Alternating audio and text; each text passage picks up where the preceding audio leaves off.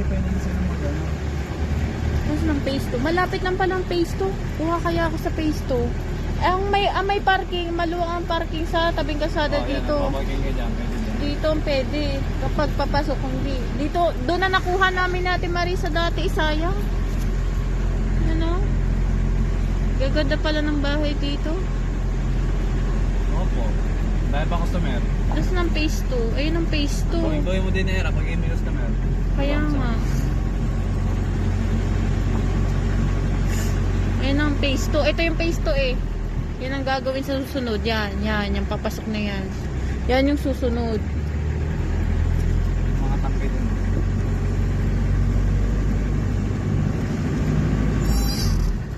Kukuha kaya ako. Yan o. Yan. Lawak pa.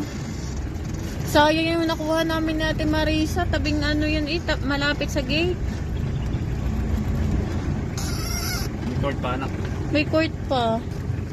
Kuha na din ng court. Ang lawak oh. Meron pa isa doon.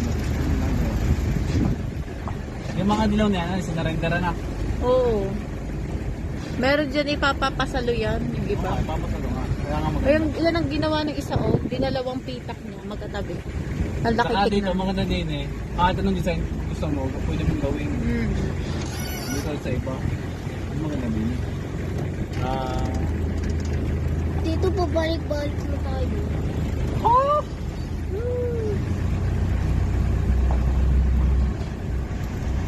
Saka yung kinakatok namin ni ano, ni Amakalimutan. Alin? Yan. Yung isa, yung maganda na yung design yung kanina. Dalawa ang kinuha niya. Ang lawak. Dami na may bahay dito. Ang dami na.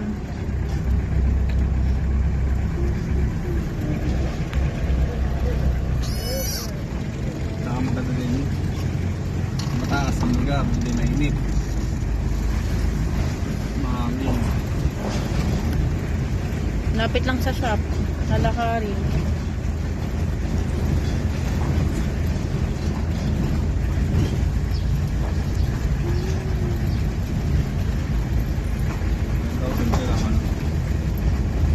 Yung iba dyan nakapagtatlong kwarto sa taas eh. Galing. Yung Paano? Yung pinabitan ko ngayon. Yung pinto. Ha? Tatlo yun? Tatlong kwarto sa taas. Paano naging ko tatlo yun? Binakpak niya yung records. Inukpak niya. Gumasos lang siya namin.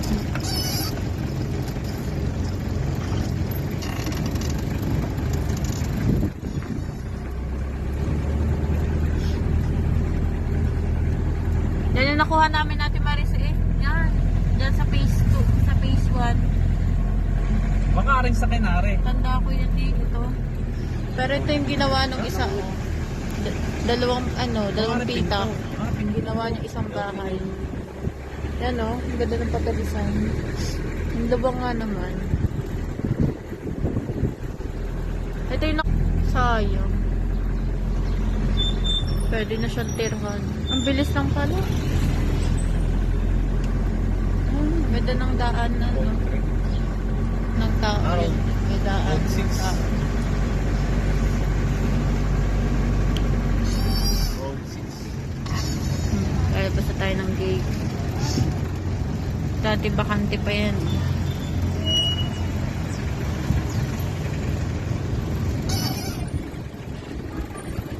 So road 6.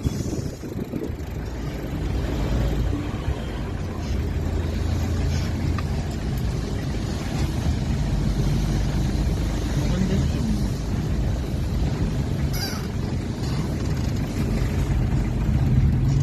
Mukha ko dyan next year. Okay, pa nakasundan. Next year ka pa.